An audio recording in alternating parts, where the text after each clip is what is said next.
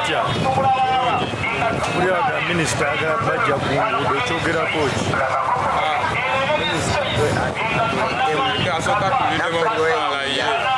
anti kuba agamba abaleke paka omukulu walayire ate ebbanga liri wala mbadde mmanyi ogamba bawalekereko mukolere ddala lwaki abakubadde ekirala asobola otuwa essaawa nagamba tutandike essaawa mpaka saa 12 tuvaawo saa 12 osanga wungeezi naye kyogamba okutujjawo tulina we tulaga abo tulina street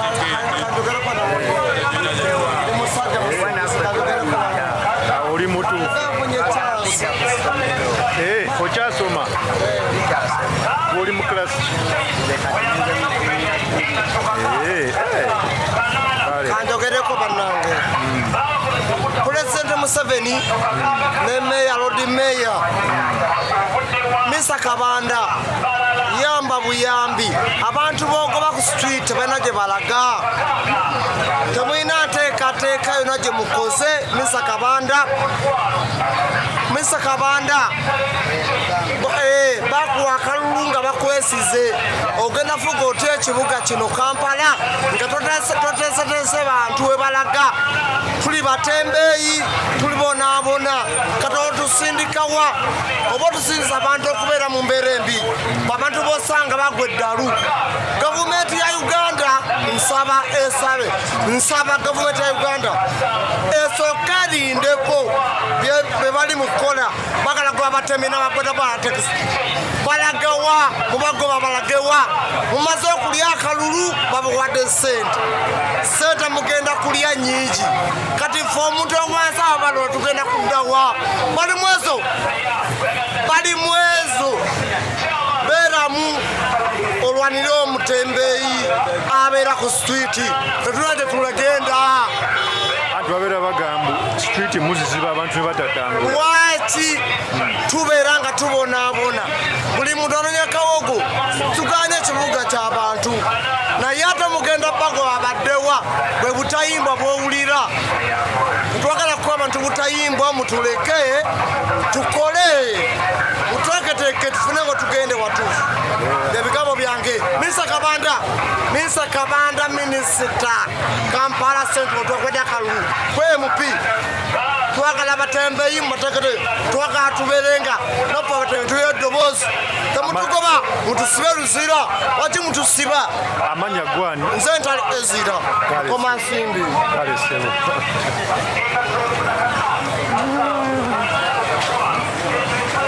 so what basically the person is saying is that they should let them work on the streets because they have nowhere to go.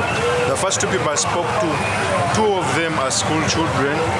They are on the street to look for money. So if you chase them away, you don't get the real facts. Let's continue.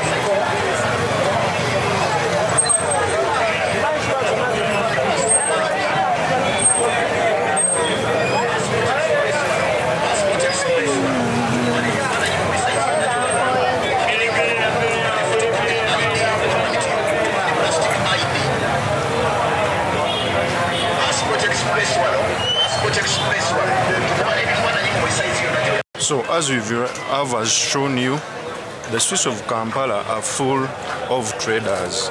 So recently, the Minister of Kampala, Mr. Kabanda, came out to reveal that they have a plan of removing each and every trader on the streets. Remember, there are very many people, mostly the women and the young people, who get their livelihoods on the streets. As they trade, they sell different things. So today I've come to show you the loopholes in this decision so that you can see. Because even me, I've ever been someone who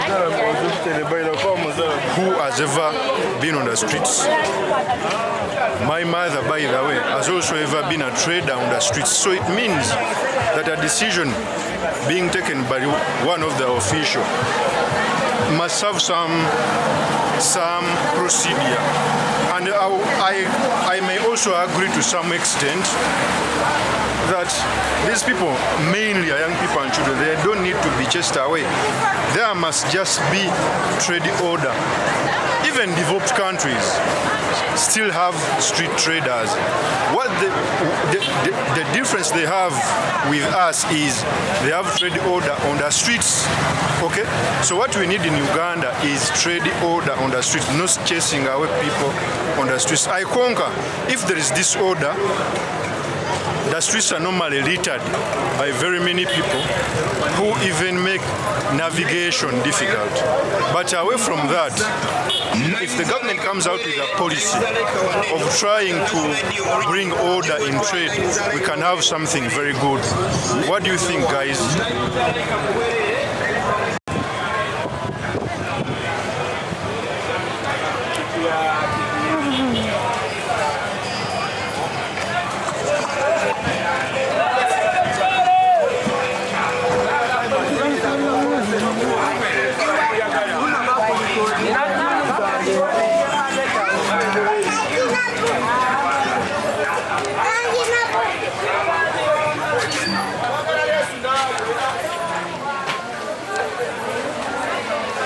So there are also those who are in the malls, as you can see.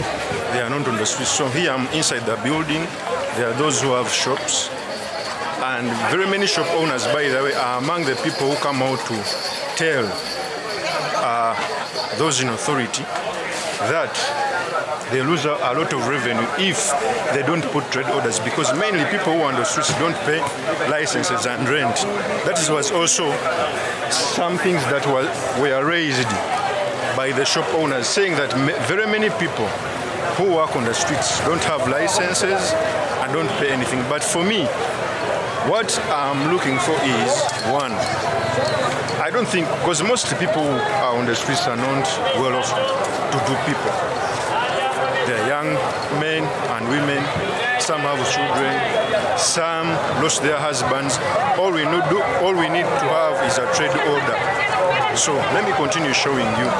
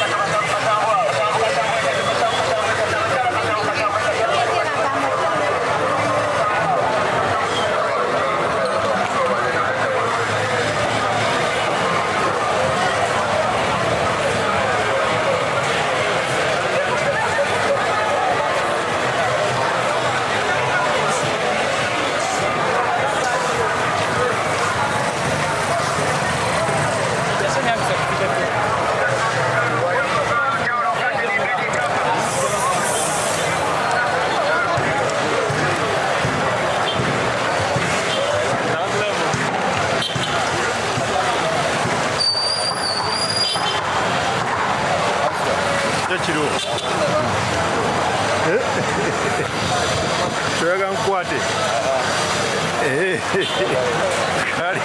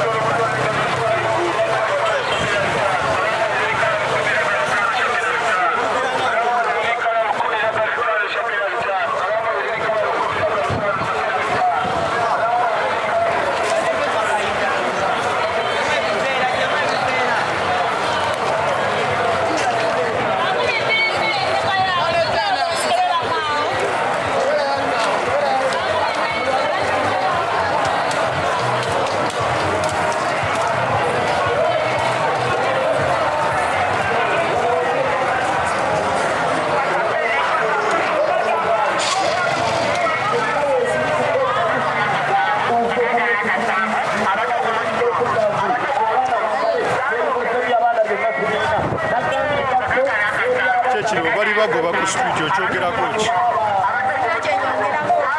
Kyogerako.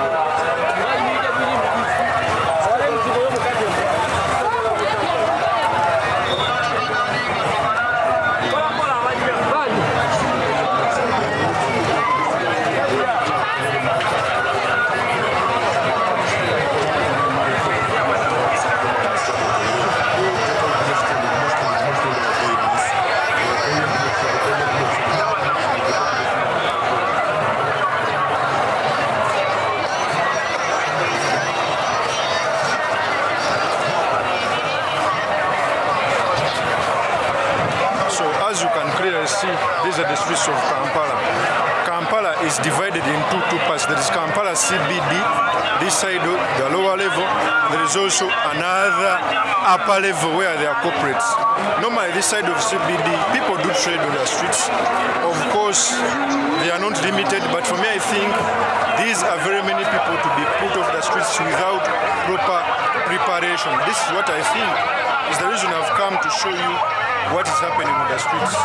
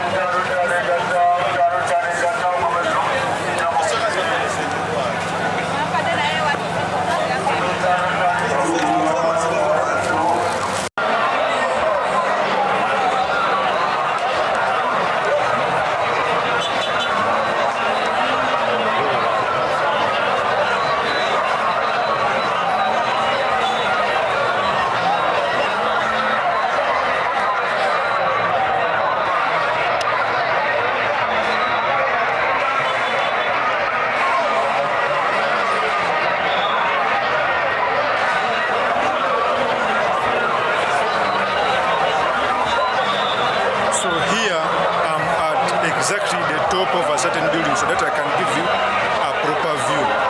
As you can see, Kampala CBD is full of traders, very many. In fact, if you look at the other side, you clearly see every person is in the streets trying to earn a livelihood. So, a decision which is going to be made is going to put all these people off the streets. Okay? So for me, I don't believe in chasing people away. Kampala can all accommodate us. I think the only thing that we are not making right is that there is no proper planning.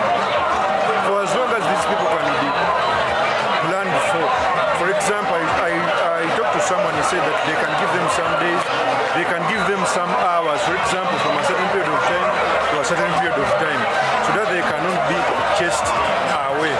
You see? So, those are the people in the streets. Let me try to give you another view here. Okay? Those are the ones. Here I'm inside a certain building which is near the streets. You can see some people have shops, as I've just shown you. Others decided to trade on the streets without a trade order. For me, I think the best decision can be getting a proper trade order so that everyone can be accommodated. Okay? It's the reason I decided to give you such things.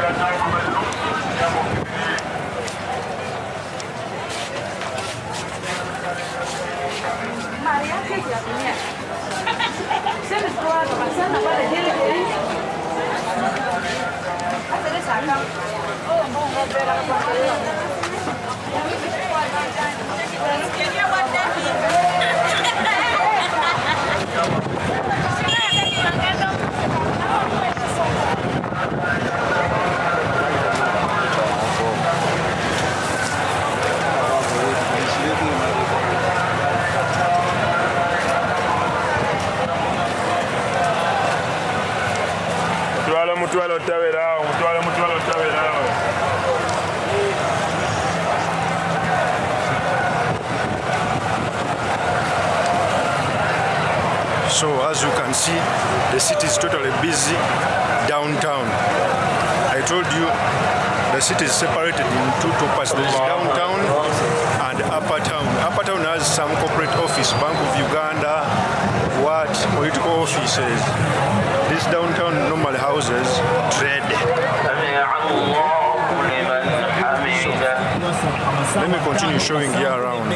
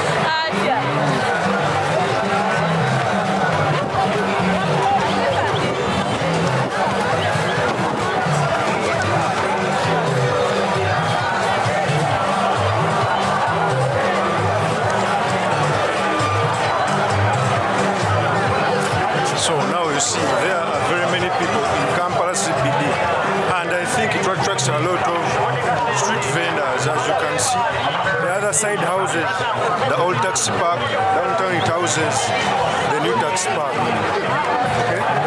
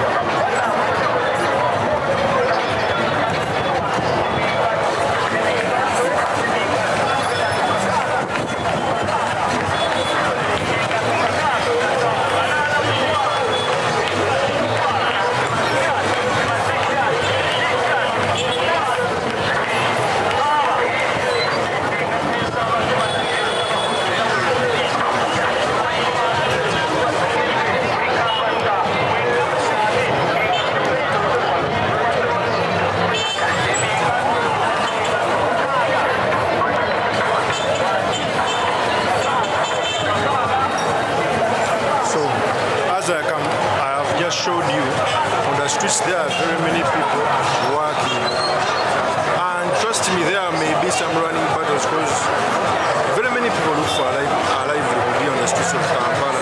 So although truth is they cause a lot of congestion, that's the fact, and they make motility somehow very difficult, but if they bring a world order that can a trade order that can accommodate both the shop owners, the road users, and those who trade on the streets, I think it can be a better option. Okay? So I came to Kampala right now to first show you what the streets of Kampala can accommodate. Let's continue moving around. Okay?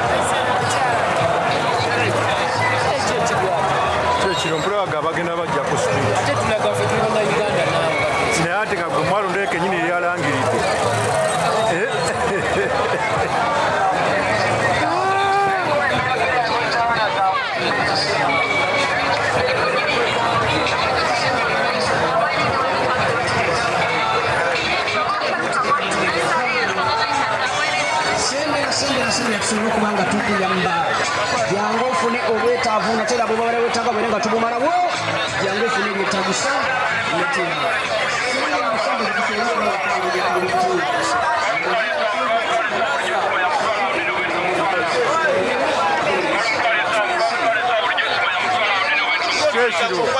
bagamba bagenda kubajja ku street kiki babajja ku street ate nga munoonya kawogo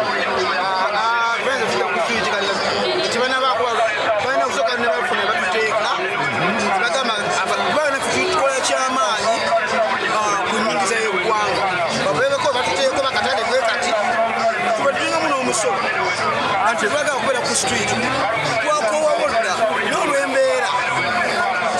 say mama minister tuyambe akireka tuseeko atuteekereteekerewa bagenda okuteeka anti bagamba street kasake muteekawo muziba amakulu ezo bizoni zaawa tatugoyisewo nze mpisa obulungi naye mbuuliza wala ye waagamba tuyinza okuziba amakulu obanga amakubo gaita bakasoma nakukulako kati so abalekewo mukole atuyamba atuweewaka emyezi ng'esatu bwatuteekerateekera twagenda okututeeka tunaffe tubadde mbogenda eyo naffe twagala nnyo ngawwa kubanga olwasemba nawulire nga bazimbye busaafu kyekyabaawo babanga kugamba abakuze ebukomansi ogenda kuza baani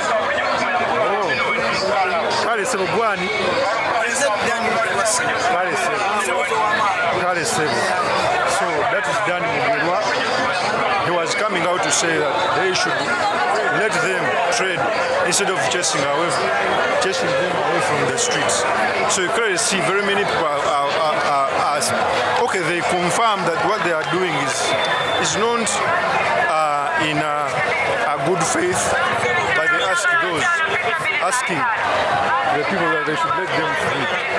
Olyocha muganda wange then bagenda bagoba ku street kiki bagenda tugoba ku street naye obuzibu bwe buli nti amaduuka ge bagenda otuteekamu ate gabbe maduuka kiga sentiment kati batugamba haamu ayagala omwaka mulamba kati nze omuvubuka akolera ku street saasasula mwaka mulamba n'emmali gyentunda ngitunda 13,000 kitegeera ngijjamu owino kitegeeza ab'owino bennyini nabo banaatera obbajjawo kati simanyi tugenda kukola kyakubaye batugoba ku street balina okuba nga bategekedde ekifo abantu bwe banatusanga batugulengako kuba obutale gye batusindika abantu balwayo okukola ki balwayo okgendayo abantu tebabumanyi obutale bannayuganda obutale ababumanyi bantu bokka babakolera mu butale naye kati bano bangula bita mu kibuga abatasobola kugenda mu katale lwansonga bayise mu tawuni kola ki kubako byagula nange wandabirawo ku street naye fe kyetusaba babeeko nekibatutegekera tisi kubanga batuzimbira bizimbe bateekewo bizimbe byabatembeeyi kitegeera si tuteeka mu butale kuba naffe obutale tetubwagala lwansonga tebuli plandi bulungi nga bwe bulina kubeera osanga akatale nga bakateekawo nga bwe kaagala emidaala balina bannyini gye abagikolerako okategeera so batulowoozeeko naffe asinga otugoba ku street wabula batufuni wetudda nga wamulembe tusobole okukola akasente tumanye newetudda bampita king paso kintu era nga kalica nti nkola nnyo content wa kalica oyo kozi africa uganda njagala ebeerewa musifudde ku bati biki bijja mu maaso naye tusigale ku nnono kale so that is culture kintu ako muganda wange era kalica mukolera ddala mba nange ninayo kashopu kange okozesa linnya ki kozesa kintu nja kutaagira bana babitaddeyo bino ku mikutu egy'enjawulo kale kyakalipu kale sebo so those are some of the traders, young men. If you look at them, they are young men on the streets trying to earn a living. So if you can see many of them, 98% of them are young men and women who, because if you count these people who are working here, they can be in thousands, okay? I've moved across the Kampala because this is Kampala downtown where the minister announced that they are going to chase away people on the streets, okay? Let me continue showing you.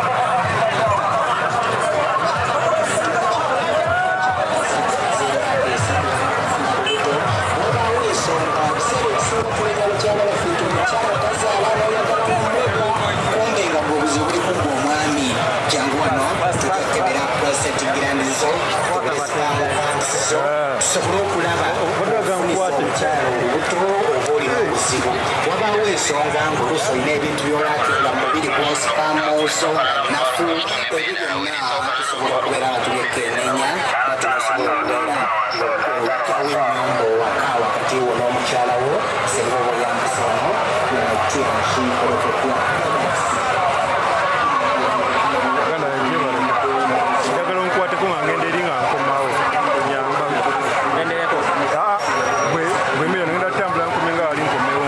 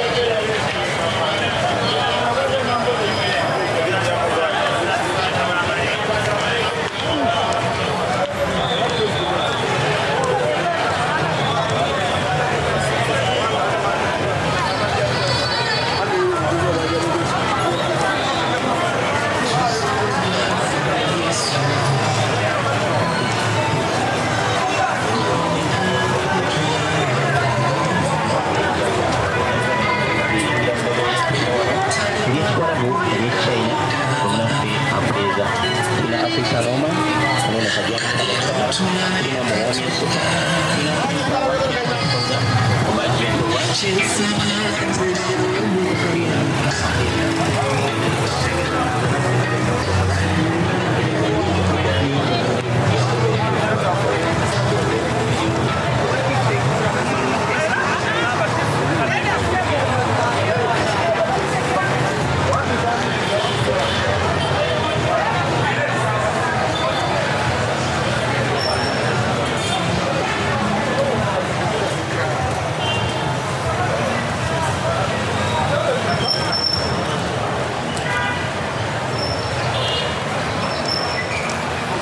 So, what I realized is very many people who work on the streets don't have like a big capital. You clearly see few things on the streets, but some of these people have people they take care of. Because the government must put something in mind that the people they are putting away from the streets have different siblings, fathers, mothers, sisters, children on their back. So a law must be passed to streamline trade, street trade. Not every time a police is supposed to be made, supposed to be brutal, chasing away people. And in fact, even in the past, that was the thing in the day where very many people have always been chased off from the streets. But government must ask different questions that why is it that every time they chase away people on the streets, it has not always been effective? Because they lack a plan. Planning is key.